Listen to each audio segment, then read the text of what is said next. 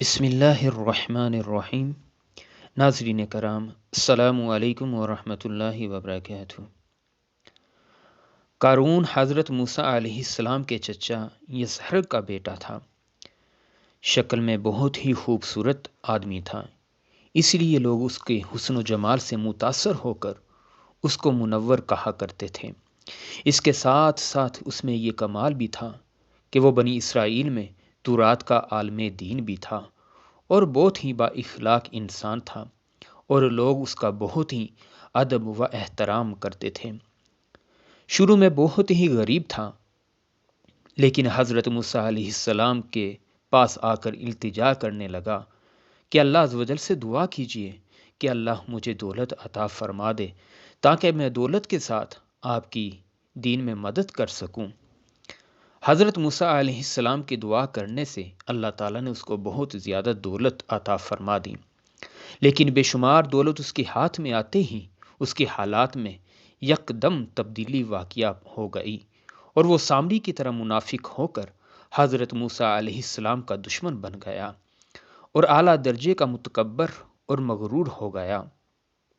جب زکوٰۃ کا حکم نازل ہوا تو اس نے حضرت موسیٰ علیہ السلام کے سامنے یہ عہد کیا کہ وہ اپنے تمام مالوں میں سے 1000واں حصہ زکوٰۃ کے لیے نکالے گا، مگر جب اس نے مالوں کا حساب لگایا تو بہت زیادہ رقم زکوٰۃ کے لیے نکلتی تھی۔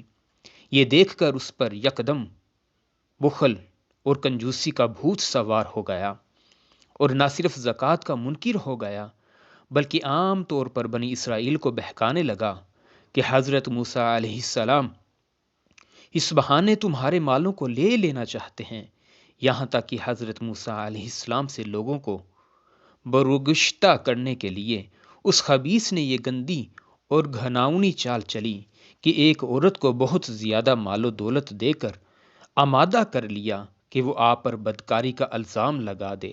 چنانچہ عین اس وقت جب کہ حضرت موسیٰ علیہ السلام واعظ فرما رہے تھے، قارون نے آپ کو ٹوکا کہ فلانی عورت سے آپ نے بدکاری کی ہے۔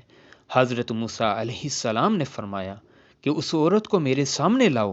چنانچہ وہ عورت بلائی گئی تو حضرت موسیٰ علیہ السلام نے فرمایا، اے عورت، اس اللہ کی قسم جس نے بنی اسرائیل کے لیے دریا کو 2 حصوں میں تقسیم کر دیا اور عافیت اور سلامتی کے ساتھ دریا کے پار کرا کر فرعون سے نجات دے دی، سچ سچ کہہ دے کہ واقعہ کیا ہے۔ حضرت موسیٰ علیہ السلام کے جلال سے عورت سہم کر کانپنے لگی۔ اس نے مجمع عام میں صاف صاف کہہ دیا کہ اے اللہ عز و جل کے نبی، مجھ کو قارون نے کثیر دولت دے کر آپ پر بدکاری کا الزام لگانے کے لیے تیار کیا ہے۔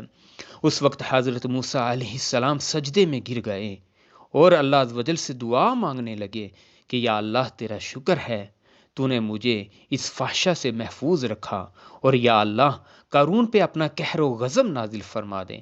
پھر آپ نے مجمع سے فرمایا کہ جو قارون کا ساتھی ہے وہ اس کے ساتھ ٹھہرا رہے، اور جو میرا ساتھی ہے وہ میرے پاس آ جائے۔ چنانچہ 2 خبیثوں کے سوا تمام بنی اسرائیل قارون سے الگ ہو گئے۔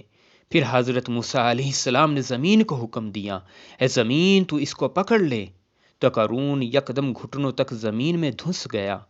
پھر آپ نے دوبارہ زمین سے یہی فرمایا تو وہ کمر تک زمین میں چلا گیا۔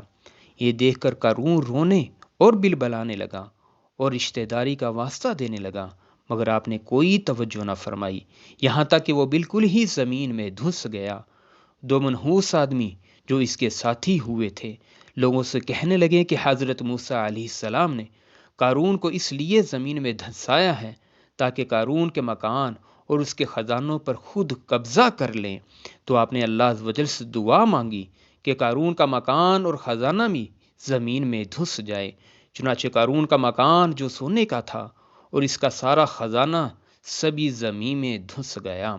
اس واقعے کا قرآن میں یوں ذکر فرمایا گیا کہ ہم نے قارون کو اتنے خزانے دیے تھے کہ ان خزانوں کی کنجیاں ایک مضبوط اور طاقتور جماعت بہت ہی مشکل سے اٹھا سکتی تھیں۔